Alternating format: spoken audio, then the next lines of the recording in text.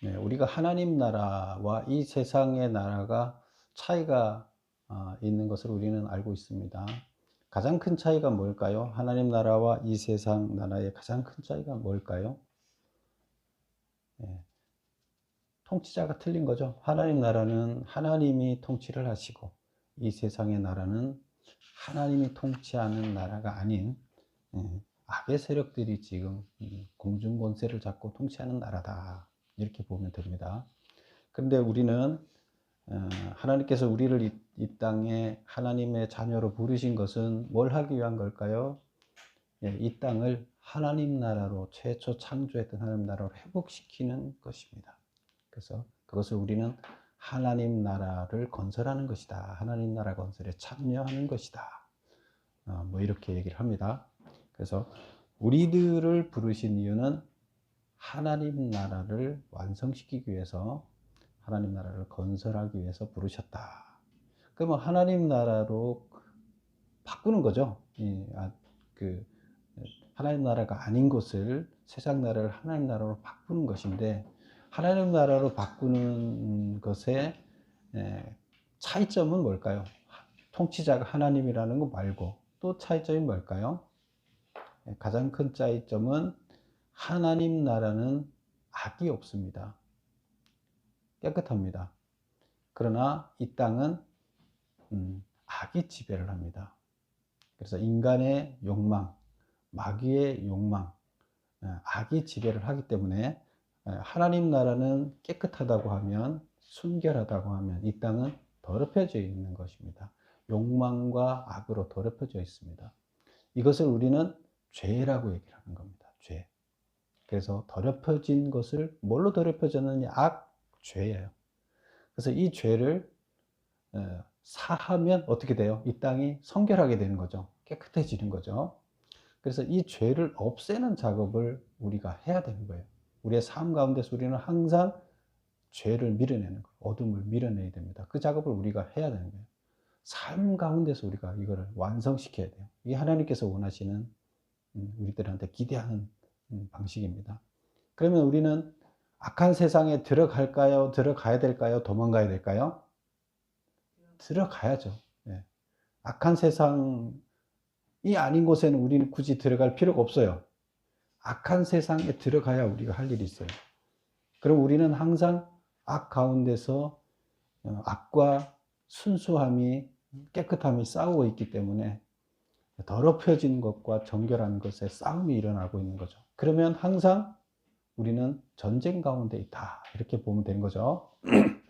오늘 본문의 말씀은 21장은 이스라엘의 제목이 뭐죠? 이스라엘의 성결을 위한 규례. 그래서 성결, 이스라엘을 성결하게 만들어야 된다. 이런 겁니다. 하나님께서 이스라엘 백성을 애굽에서 불러내서 가나안 땅으로 들어보낼 때, 가나안 땅에 들어보낸 목적이 뭐였어요? 가나안 땅이 오염됐어요. 아주 더러워졌어요. 뭐로? 죄로. 그래서 소돔과 고모라 같은 도시가 돼서 멸망할 수밖에 없어요. 그래서 거기를 정결하게 하는 작업을 하기 위해서 이스라엘 백성을 훈련시켜서 들어보낸 거예요. 그럼 이스라엘 백성이 들어가서 먼저 이스라엘 백성이 정결해져야 되겠죠. 그리고 그곳에 들어가서 그 땅을 정결하게 해야 되겠죠. 그래서 오늘 여기 나오는 이야기들은 이스라엘 백성들이 정결하게 하는, 세상을 정결하게 하는 일에 대해서 어떻게 정결하게 해야 되느냐 하는 것들을 다루고 있습니다. 그래서 그 내용을 우리가 함께 살펴볼 건데요. 우리가 지난주에 추수감사절 하고 나니까 한 주 이렇게 건너뛰었죠, 신명기를. 그러다 보니 또 뭐 했는지 가물가물하죠. 네. 신명기는 크게 세 편의 설교로 돼 있었다 그랬어요. 그러면 첫 번째 설교는 회고, 하나님께서 여기까지 인도해 주신 그 출애굽의 역사에서부터 여기까지 인도해 줘서 이제 가나안 땅에 들어가기 직전에 이제 설교하는 거잖아요. 그때 광야 40년 출애굽의 역사, 이것들을 다 이제 회고해 보는 것이 이제 첫 번째 설교였다. 그리고 두 번째 설교는 뭐였어요? 율법, 하나님의 백성들이 어떻게 살아야 되는가, 선택했으니까 하나님 백성이 새로운 백성으로 사는 거잖아요. 새로운 법에 따라서. 그러면 하나님 나라에서 하나님 백성이 어떤 법에 따라 살아야 되나 하는 그 법을 가르쳐 설교하는 것이 두 번째 설교라 그랬어요. 그리고 세 번째 설교는 경고, 축복과 저주 이런 거라 그랬죠. 그래서 일단은 지금은 두 번째 설교 중에 있어요. 그래서 두 번째 설교가 4장 끝에서부터 26장까지라 그랬어요. 그 34장까지 있는데, 그럼 27장부터 34장까지 이제 세 번째 설교가 되겠죠. 그러면 4장부터 지금 우리가 쭉 봐오고 있는 게 두 번째 설교. 두 번째 설교가 율법이니까 핵심이죠. 근데 두 번째 설교 중에서 크게 세 파트로 나눌 수가 있는데, 두 번째 설교가 거기 보면 1번 메모 보면 모세는 두 번째 설교 중 설교를 하고 있는데, 이 본문 21장은 그럼 어디에 해당하는가 이제 숲을 한번 보고 가자는 거예요. 그래서 세 번째 설교는 크게 구체적인 율법을 다뤘다 그랬죠. 구체적인 율법을 다뤘는데 의식법과 시민법과 사회법으로 이렇게 구분해서 나눠 볼 수 있다 그랬어요. 그 의식법은 하나님께 드리는 예배는 어떻게 되고 절기는 어떻게 지내야 되고 제사는 어떻게 해야 되고 뭐 이런 것들이 쭉 나왔었죠. 그런 것들이 이제 의식법이었고, 시민법은 뭐예요? 시민사회를 잘 꾸려가기 위한 법. 지도자, 종교 지도자들은 어떻게 해야 되고, 사회 지도자들은 어떻게 해야 되고, 전쟁의 규례는 어떻게 해야 되고, 생명의 규례는 어떻게 해야 되고, 이런 것들이었죠. 생명 존중의 규례. 이런 것들이 이제 시민법이었는데, 지금부터 나오는 것은 일반 삶 속에 우리가 거의 민법과 같은 삶 속에 있는 그 생활법, 사회법이라고 이제 볼 수가 있어요. 그래서 뭐 의식법이나 시민법이 좀 공적인 거라 그러면 시민법은 좀 사적인 그런 것들에 해당이 되겠죠. 그래서 오늘 나오는 것들부터 21장부터죠. 21장부터 26장까지는 하나하나의 시민법이 아니라 생활 속에서 나타나는 생활법이에요. 그래서 사회법이다 이렇게 볼 수가 있는데, 오늘 나오는 거 그 타이틀 한번 볼까요? 초록색으로 된 거 보면 살인죄에 대한 규례. 그 다음 두 번째가 뭐예요? 포로를 아내로 삼기 위한 규례. 세 번째, 장자 상속권에 관한 규례, 불효자에 대한 규례, 시체 처리에 관한 규례들이 나와 있어요. 근데 이것들이 공통점이 있어요. 공통점이 뭘까요? 예. 공통점은 제목에 있죠. 성결. 성결하지 않은 것을 성결하게 만드는 규례다. 이렇게 보면 돼요. 우리 첫 번째 나오는 거 살인죄를부터 볼게요. 그거 보기 전에 2번을 한번 볼게요. 메모 한번 보세요. 하나님은 왜 그의 상속자들에게 성결을 요구하시는가? 하나님은 성결을 어떤 방법으로 실현하려고 하시는가? 하나님은 왜 상속자들에게 성결을 요구해요? 1번, 함께 하시기 위해서 죄로부터의 성결을 요구하신다. 성결이라는 것은 죄로부터 분리돼서 깨끗해지는 건데, 그것은 왜 하나님께서 성결을 요구하시냐? 하나님이 함께 하셔야 하나님 나라가 완성돼요. 우리 힘으로 할 수가 없어요. 그래서 하나님께서는 우리가, 하나님의 옷은 깨끗해요. 근데 우리가 막 더러운데 진흙탕에 뒹굴다가 예수님 품 안에 안길 수 있어요? 예수님 옷이 다 더러워져 안 되잖아요. 그래서 예수님은 깨끗한 옷을 입고 있는데 우리는 확 진흙탕에 뒹굴다가 가면 안 돼요. 그래서 손을 잡을 수가 없어요. 예수님 품 안에 안겨야 예수님이 우리 안에 또 들어오셔야 되는데, 예수님이 깨끗하지 않으면 안 들어오셔요. 못 들어오세요. 그래서 예수님이 들어오시려면 우리가 깨끗해져야 돼요. 그것이 뭐냐? 성결이에요. 그래서 하나님 나라를 만들어 가기 위해서는 그 상속자들은 하나님 일을 하기 위해서는 예수님이 우리 그 상속자들 안에 들어와서 같이 일을 해야 되는데, 같이 일을 하려니까 깨끗해져야 되는 거죠. 안 깨끗해지면 같이 하나가 될 수 없으니까 일을 할 수가 없어요. 하나님 나라 완성시킬 수가 없어요. 그래서 무조건 성결해져야 돼요. 그래서 하나님께서는 함께 해야 일을 해내기 때문에 함께 하기 위해서 성결해져야 되는. 그러면 깨끗하게 된다는 게 뭐냐? 죄로부터 깨끗해지는 거예요. 죄로부터. 그 다음에 질문이 뭐죠? 하나님은 성결을 어떤 방식으로 실현하려고 하는가? 어떤 방식으로 하느냐? 하나님 나라의 모형인 가정과 교회를 통해서 이 땅의 죄악을 모두 제거한다. 이 땅의 죄악을 모두 제거하고 나면 거기에 뭐가 있어요? 공평과 정의가 있는 거죠. 그래, 공평과 정의가 남아 있으려면 죄를 걷어내야 돼요. 근데 그 죄를 걷어내게 하는 일을 누가 한다고요?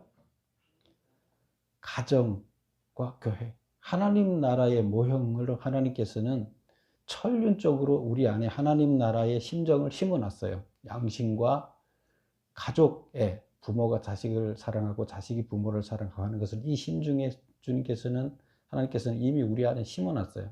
그렇죠? 만물에 다 심어놨어요. 양심과 이 중심에 다 심어놨어요. 그래서 모든 사람들은 모든 하나님께서 만든 피조물들은 생명체들은 하나님의 그 심정이 들어가 있어요. 그런데 죄를 짓게 되면 그 죄가 그거를 가려버려요. 지워버려요. 양심을 지워버려요. 그 죄를 걷어내지 않으면 양심을 가려버리잖아요, 죄가. 그래서 양심이 하나님의 법이 이 안에서 작동이 안 돼요. 그래서 그걸 하기 위해서 만들어 놓은 하나님 나라 모형이, 첫 번째 모형이 뭐예요? 가정이에요. 하나님은 그래서 가족 가운데 부모와 자식 간에, 부부 사이에 하나님의 심정을 심어놨어요. 그 천륜이라는 것을 그 안에 맺어지게 만든 거죠. 그래서 하나님은 하나님의 심정을 심어놓은 가정을 중요하게 여긴다. 그 다음에 교회를, 그 가정이 확대된 것이 몇 가정이 모인 게 교회잖아요. 그 교회를 중요하게 여긴다. 이들을 통해서 하나님 나라를 완성시킨다는 거예요. 그러니까 하나님 나라의 모형을 만들어서 그 모형이 확대된 게 이제 이스라엘 백성이 되는 거잖아요. 주님의 자녀들의 연합이 되는 거잖아요. 그렇게 일을 하신다. 그러면 이제 넘어가 볼게요. 오늘 본문은 성결하게 하는데 핵심은 가정과 교회가 되는 거죠. 그러면 이제 여기서는 이제 교회를 이스라엘 백성들이 교회가 되는 거죠. 이스라엘 백성들이라는 교회가 됐어요. 처음에는 아브라함을 불러서, 가정을 불러서 이제 늘어나서 교회가 되게 만든 거죠. 민족이 교회죠. 3번 살인죄에 대해서 살펴볼게요. 살인죄가 발생하여 더럽혀진 곳을 다시 성결케 하는 방법은 살인의 원인된 자가 죄가를 지고 죽는 것이다. 그래서 이 앞전에서도 그 율법에 나와 있죠. 생명을 해한 자는 어떻게 해야 하라 그랬어요? 그 생명을 해한 자를 그냥 두지 말고 그 자의 생명도 죽이라 이거예요. 그래서 그것은 다른 사람의 생명을 함부로 건드리지 말라는 얘기예요. 그렇죠? 그래야 땅이 정결해져요. 그런데 죽이지 않으면 누군가의 원한이 남아 있잖아요. 원한이 남아 있고 악이 그냥 남아 있는 거예요. 그런데 그거를 죽인 자를 죽이면 악이 사라지는 거예요. 원한이 사라지는 거예요. 그래서 죄가가 치러졌다는 거예요. 죄가 해결된 거예요. 그런데 남의 것을 훔치고 해결 안 되고 훔쳐서 그냥 계속 갖고 있으면 돌려주고 사죄하면은 어떻게 돼요? 해결이 됐잖아요. 안 돌려주고 사죄를 안 하면 그 다친 마음도 안 달려주고 물건도 안 돌려주고 이건 해결이 안 된 거예요. 죄가 남아 있는 거예요.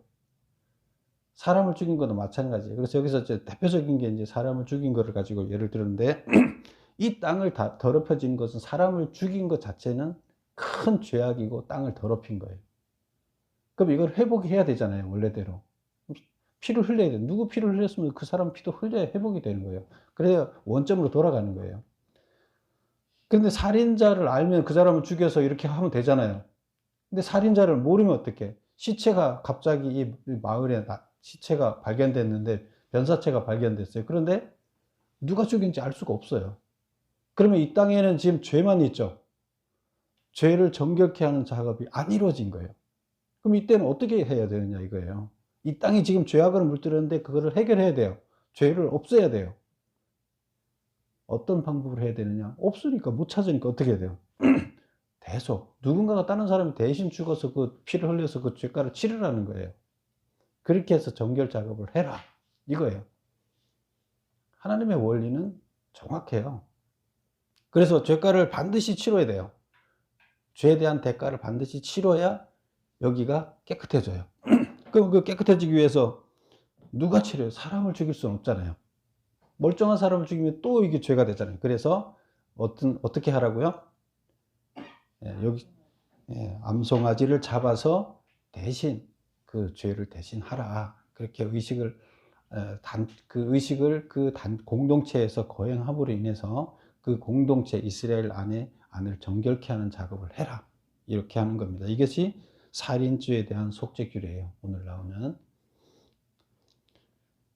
그래서 그러나 시체가 발견되었지만 살인자를 알 수 없을 때는 더럽혀진 것을 정결케 하는 원리는 무언가? 피 흘림이 없으면 죄사함이 없다는 대속의 원리에 따라 누군가가 죄를 대신 지고 죽어야 성결케 된다. 이게 이제 성결케 하는 원리예요.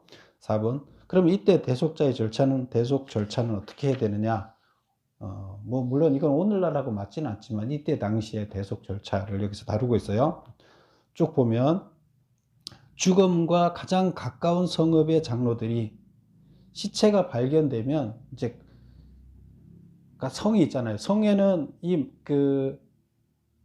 성은 사람이 살고 있는 이렇게 토담을 쌓든지 성을 이렇게 쌓잖아요. 그러면 그 안에 사람이 살아요. 성 밖에는 농장이에요. 논도 있고 산도 있고 그래요. 근데 성은 사람들이 사는 집단 공동 부락이에요. 근데 성을 왜 만들어요? 외적이 침입해 왔을 때 거기를 울타리를 만들어서 함부로 들어오지 못하게 해서 살죠. 그래서 성 밖에 가서 농사를 짓다가 밤에는 성 안에 들어와서 성문을 닫고 성 안에서 거하는 거죠. 그래서 성과 성 밖은 틀리죠. 그런데 이제 성 밖에서 사람의 변사체가 발견됐어요. 그러면 어느 성에서 이걸 해야 돼요? 그래서 제일 가까운 성에서 일단 이 정결 작업을 해야 된다 하는 거예요. 그래서 여기 보면 죽음과 가장 가까운 성읍의 장로들이 나서서 그거를 성결 작업을 하라 그런 뜻이고요. 멍에를 매지 않은 암송아지를 대속의 희생 제물로 선정하여 잡아서 대속의 피를 흘리게 해라. 그래서 암송아지를 누가 사람이 죽일 수는 없으니까 암송아지를 대신하는데 그 암송아지는 어떤 암송아지예요? 멍에를 매지 않은 멍에를 맨다는 건 뭐예요? 소가 일을 하려면 멍에를 매잖아요. 멍에는 죄를 얘기해요. 짐을 지고 가는 것을 얘기하고 죄를 지고 가는 것을 얘기해요. 말해요.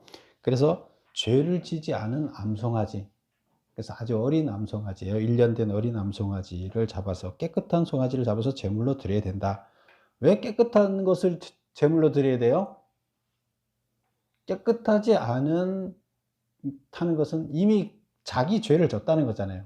자기 죄가 진 것을 죽이면 그거는 자기 죄를 위해서 죽은 거지 다른 사람을 위해서 대속이 안 돼요. 그렇죠? 죄가 없는 자가 죽어야 다른 사람을 위해서 죽은 거지 자기 죄가 있으면 자기 죄 때문에 죽은 게 되잖아요. 그래서 대속이 안 돼요. 자기 죄 때문에 죽은 거니까.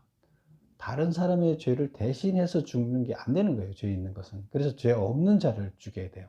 그래서 죄 없는 암송아지를 죽여라. 이제 이 얘기가 됩니다. 그 다음에 3번 보면 물로 손을 씻으면서 그 암송아지를 피를 흘리게 해서 죽인 다음에 물로 손을 씻으면서 그 성읍은 살인 사건과 무관함을 선언하고 사죄를 간구하였다.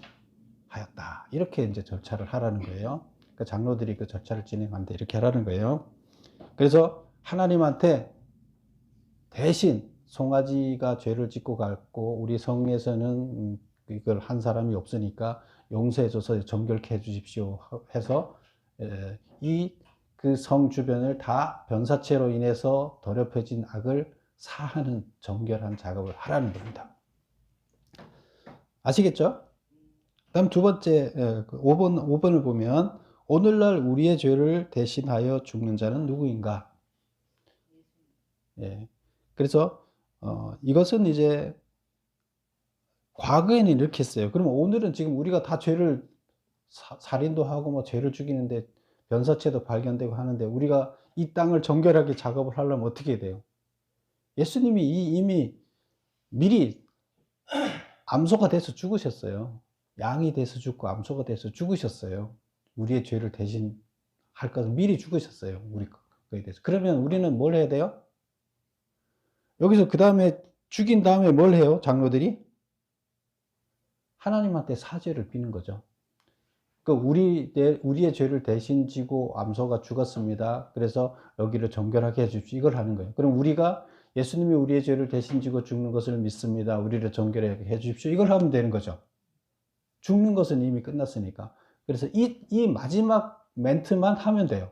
이게 뭐야? 신앙 고백인 거죠. 우리가 하나님을, 예수님을 믿고 예수님이 우리의 죄를 지고 죽은 것을 고백합니다. 그러니까 저를 깨끗하게 해 주십시오. 이 얘기를 하게 되면 우리는 정결해지는 거예요. 그래서 구약의 원리나 신약의 원리나 똑같아요. 틀린 게 아니에요. 근데 그때는 그때 방식으로, 우리는 지금은 예수님이 그 양이 되셨기 때문에, 암소가 되셨기 때문에 우리의 방식으로 하면 되는 겁니다. 그 다음에 이제 그렇게 해서 이제 정결 작업을 하라는 거예요. 우리도 정결해져야 되는 거죠. 그리고 이제 포로를 아내로 삼는 규례에 대해서 이제 두 번째로 살펴볼게요. 10절을 한번 볼까요? 10절.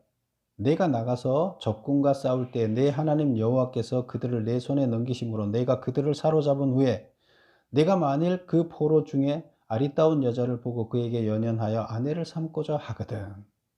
이제 전쟁을 하게 되면 남자들이 다 죽죠. 많이 죽죠. 남자들은 또 전쟁하고 이기면 남자들을 다 죽이라 그랬잖아요. 그리고 여자들은 어떻게 해야 돼요? 여자들은 종으로 데리고 오라 그랬잖아요. 그 여자들을 그냥 버려두면 어떻게 돼요? 안 되겠죠. 먹고 살 길이 없잖아요. 남자들의 노동력이 가해지고 해야 되기 때문에. 그래서 이때는 약탈 전쟁을 계속함으로 인해서 남자들의 숫자는 없고 여자들은 많아요. 그럼 그 여자들을 버려둬야 돼요? 안 되잖아요. 그러니까 하나님께서는 이때 그런 상황에서 여자가 1000명인데 남자는 100명이에요. 그러면 어떻게 해야 돼요? 남자들이 먹여 살려야 될 거 아니에요, 농사지어서. 그러면 그 여자들과 결혼을 허용한 거예요. 그래서 일부 다처제가 되는 거예요. 그럼 하나님이 원래 일부 다처제를 원하시는 하나님이에요? 그건 아니에요. 일부 다처제는 성경 창세기에 보면 일부 다처제를 하나님께서 처음부터 창조하지 않았어요. 창조 원리는 아담과 하와, 한 명의 남편과 한 명의 아내예요. 그게 가정을 꾸려서 가게 했는데, 지금 이 상황에서는 불쌍한 여자들을 버려두지 않게 하기 위해서 이런 그때 당시의 상황에 맞춰서 이걸 허용하신 거예요. 하나님의 원칙은 아니에요. 그러나 그 상황에서 허용하신 거예요. 그러니까 우리 중동은 지금도 뭐 성경에서도 그랬으니까 따라서 한다 이러고, 돈만 있으면 얼마든지 여러 여자를 거느려도 된다 그러는데, 그거는 하나님의 법에 어긋나는 거예요. 성경에 있지 않느냐? 성경이 다 그러지 않느냐? 그때는 그때 상황에 따라서 그런 거지, 하나님은 그걸 원하는 게 아니에요. 그래서 6번을 보면, 전쟁 중에 잡은 포로를 아내로 삼기 위해서는 먼저 집으로 데려다가 머리와 손톱을 깎고 포로의 의복을 벗게 하며 그 부모를 위하여 1개월 동안 애곡하게 했다. 그렇게 한 까닭은 뭔가? 그래서 여자들을 포로로 잡혀오고 남자는 다 죽었으니까, 그랬을 때 어떻게 해야 된다. 어떻게 아내를 삼느냐. 함부로 아내를 삼지 말고 정결 작업을 하라고 얘기를 하는 거예요. 정결 작업을 해라. 어떻게 하느냐? 머리와 손톱을 깎으라. 머리는 뭘 얘기해요? 여기서 머리는 그 사람을 지배하고 있는 거죠. 지식이죠. 그래서 어떤 자기가 의지하고 있는 신이 있다 그러면 신에 대한 믿음, 이런 거가 되는 거예요. 그래서 머리를 깎는다는 것은 머리를 밀어버린다는, 그 신을 자기 머릿속에서 지워버린다는 뜻이 되는 거예요. 그 다음에 이제 손톱을 깎는다는 것은 자기 생활 습관에 묻어 있던, 자기 나라에서 하던 생활 습관을 손톱을 깎아서 버린다는 뜻이에요. 그래서 그들의 삶의 습관을 버리고 이스라엘 거를 따른다는 뜻이에요. 이스라엘 신을 따르고 이스라엘 삶을 따르기 위해서 기존의 신을 버리고 기존의 삶의 방식을 버린다는 뜻이에요. 그렇게 하고 의복을 벗게 하며 그 나라의 문화의 모든 것을 벗어 던지는 거예요. 그리고 새로운 의복을 입는 거죠. 이게 이제 정결 작업이에요. 그리고 그 부모를 위하여 1개월 동안 애곡하게 했다. 이것은 옛날에 누가 돌아가시거나 뭐 사별하거나 이별하거나 했을 때 그때 한 달 정도 이제 애곡을 하게 하는 게 이 당시 중동의 법이었어요. 뭐 우리나라는 옛날 과거에 그랬죠. 뭐 3년상, 3년 동안 가서 매일 가서 밥 차려놓고 아이고 아이고 하고 곡하고 그랬죠. 뭐 5년상도 있었고. 근데 지금은 그런 게 없죠. 3일 딱 하고 나면 끝이죠. 근데 여기서는 30일 했었다. 근데 그거를 하게 하고 결별 과정을 밟게 했다는 거예요. 그렇게 한 까닭은 뭐냐? 이전에 섬겼던 우상이나 기타 이방 관습을 청산하게 하여 이스라엘이 이방 관습에 오염되지 않게 하기 위해서다. 그래서 이 여자를 결혼하기 전에 그 여자를 청결 작업을 시키라는 거였어요. 왜? 청결 작업을 안 하고 그들의 삶의 문화를 그대로 갖고 그들의 신을 갖고 들어오면 어떻게 돼요? 이 여자를 사랑하다 보면 이 여자가 믿는 그것을 또, 자연스럽게 자기 아내로 그 종을 아내로 맞이했을 경우에 따라갈 수 있게 될 가능성이 있는 거죠. 그래서 그걸 배제하기 위해서. 이스라엘의 성결을 유지해야 되는데, 그렇게 하기 위해서 이렇게 했다. 그래서 이게 성결 작업이에요. 종을 아내로 삼을 때 성결 작업을 해야 된다. 왜? 이 공동체를 보호하기 위해서. 그 다음에 7번 볼게요. 아내로 삼은 포로는 절대 타인에게 돈을 받고 팔지 못하도록 규정했다. 그렇게 한 이유는 그녀의 인격과 정당한 권리를 보호해주고 종으로 여기지 않도록 하기 위해서다. 우리 14절 한번 볼까요? 14절. 그 후에 내가 그를 기뻐하지 아니하거든. 이제 아내를 삼았어요. 그 포로를 데려다가 아내를 삼았어요. 그래서 뭐 손톱도 깎고 머리 깎고 의복하고 다 정결 작업을 해서 아내를 삼았는데 그 후에 내가 그를 기뻐하지 아니하거든. 근데 보니까 이게 내 그 아내로 계속 삼기에는 적당하지 않다는 생각이 들어요.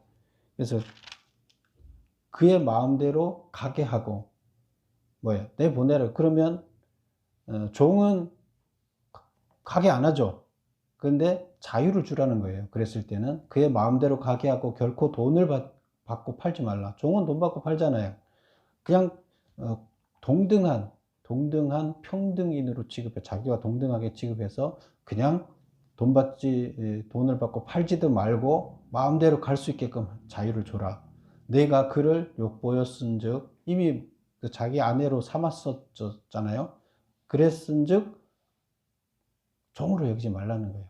존중해 주라는 겁니다. 자기 원래 이스라엘 백성의 아내와 동등하게 취급하라는 얘기예요. 그래서 같이 못 살아 이혼을 하게 되는 경우에, 결별을 하게 되는 경우에 이스라엘 백성의 아내와 동등하게 취급을 해서 종으로 취급하지 말고 그를 권리를 보장해 줘라, 이런 얘기가 됩니다. 대단한 법이죠, 이때 당시에. 그래서 여기 보면 여자를 데리고 오되 이스라엘 공동체를 정결하게 하는 범위 내에서 여자를 데리고 와야, 의식을 다 치르고 와야 되고, 또 그 여자도 한이 맺히거나 하지 않게끔 만약에 살다가 어떤 문제가 생겨서 결별하게 됐을 때는 존중해 줘라, 이런 얘기가 되겠습니다. 한이 맺혀서 한이 남아있으면 어떻게 돼요? 그게 악이 되고 죄가 되는 거죠. 그런 게 없어야 되는 거죠. 그 다음에 이어지는 것은 장자 상속권인데요. 8번인데 15절 한번 읽어보고 갈게요. 15절. 어떤 사람이 두 아내를 두었는데 하나는 사랑을 받고 하나는 미움을 받다가 그 사랑받는 자와 미움을 받는 자가 둘 다 아들을 낳았다 하자. 그 미움을 받는 자의 아들이 장자이면 자기의 소유를 그의 아들에게 기업으로 나누는 날에 그 사랑을 받는 자의 아들을 장자로 삼아 참 장자 곧 미움을 받는 자의 아들보다 앞세우지 말고 반드시 그 미움을 받는 자의 아들을 장자로 인정하여 자기의 소유에서 그에게는 두 몫을 줄 것이니 이는 자기의 기력의 시작이라. 장자의 권리가 그에게 있음이라. 뭔 말인지 잘 모르겠죠. 아내가 둘이 있어요. 아내가 둘이 있는데 첫째 아내가 아들을 낳았어요. 그러면 장자죠. 둘째 아내가 아들을 낳았는데 그러면 둘째 아내가 아들을 낳았으면 둘째가 되겠죠. 근데 이 남편은 누구를 이뻐하나 하면 둘째 아내를 이뻐해요. 그래서 나이가 1살 차이밖에 안 나니까 둘째 아들을 장자로 삼고 싶어요. 왜? 장자한테는 상속권이 2배예요. 2배가 상속권으로 주어지기 때문에 장자가 아닌 사람은 반밖에 못 가져요. 그리고 그 장자는 장자권을 주면 뭐예요? 그 집안을 다스리는 권한을 갖고 있잖아요. 그래서 우리 성경에서도 뭐 그런 얘기가 충분히 나왔죠. 야곱과 에서, 거기 누가 장자예요? 뭐 그런 얘기가 나왔었죠. 장자권을 팔고 이런 문제도 나왔었죠. 우리나라도 지금은 법이 바뀌었죠. 근데 제가 학교 다닐 때 법을 배울 때만 해도 상속권에서 장자는 2배였어요. 다른 사람보다. 근데 지금은 이미 이 법이 개정이 돼서 다 바뀌었는데, 제가 학교 다닐 때만 해도 그렇게 돼 있었어요. 이게 우리나라만, 여기만 그런 게 아니라 우리나라도 그랬고, 세계적으로 이렇게, 고대에는 장자권이 그랬어요. 근데 지금은 이제 가족 단위가 다 무너지다 보니까 장자권에 대한 장자의 권위가 지금 거의 사라진 건데, 동등하게 다루다 보니까. 그래서 여기서 보면 장자의 권리를, 그 2번째 아들 1살 어린애를 자기가 이뻐하는 마누라 아들이라 그래서 장자권을 인정하지 말고, 미워하는 아들이라도 진짜 장자를 장자로 인정하라는 거예요. 그게 여기서 하나님의 법이에요. 왜 그래요? 그 남편, 그 집안의 가장의 권한이 아니라 그 장자로 태어나게 해서 하나님이 준 기본 권한이라는 거예요. 근데 그걸 침범하지 말라는 겁니다. 자기의 이해관계 때문에, 여자와의 이해관계 때문에 그 아들이 하나님이 준 고유한 장자권을 함부로 니네가 바꾸지 말라, 그런 뜻이에요. 그래서 8번을 읽어볼게요. 일부 다처제 하에서도 참 장자의 상속권을 반드시 인정해 주도록 한 이유는 무엇인가? 인간의 사사로운 감정 때문에 하나님께로부터 난 신성한 권리가 침해당하지 않도록 보호해 주기 위해서다. 그러니까 하나님께서는 장자권을 중요하게 생각했어요. 근데 장자는 왜 중요한가요? 하나님이 그 장자를 통해서 그 가정을 다스리고 그 가정의 대표자로 하나님께서 생각하셨기 때문이에요. 그리고 그 장자를 통해서 결국에 또 그 부모를 대신하는 역할을 장자가 했잖아요. 그 동생들을 다 돌봐야 하는. 그래서 재산도 더 준 이유가 뭐예요? 돈을 더 줘야, 재산을 더 줘야 동생들도 돌볼 거 아니에요. 그런 차원에서 그렇게 했습니다. 지금은 아이를 한두 명밖에 안 낳지만 옛날에는 수십 명이 낳잖아요. 수십 명이 날 때는 부인이 몇 명이고 수십 명이 나면 어떻게 해요? 그러면 나이 차이도 엄청나잖아요. 막내는 맞이하고 부모 격이 이렇게 되고 그러죠. 9번 보겠습니다. 장자에게 2배의 몫을 주도록 한 이유는 자기 기력의 시작이기 때문에 그랬다. 이렇게 지금 성경은 되어 있고요. 또 형제들을 돌볼 책임이 있기 때문이다. 이런 차원에서 장자에게 2배의 것을 줬다는 겁니다. 그래서 하나님이 준 그 본래의 그것을 침해하지 말라는 거예요. 그거를 그대로 존중하는 것이 성스러운 것이고, 인간의 욕심에 의해서 장자권을 자기 마음대로 뺏어서 하나님이 준 고유 권한을 뒤집어 놓는 것은 악이다. 이렇게, 그래서 성결한 것이 아니다. 이렇게 본 거예요. 그 다음에 보겠습니다. 18절부터 나오는 이 이야기는 불효자에 대한 규례인데요. 18절 한번 볼까요?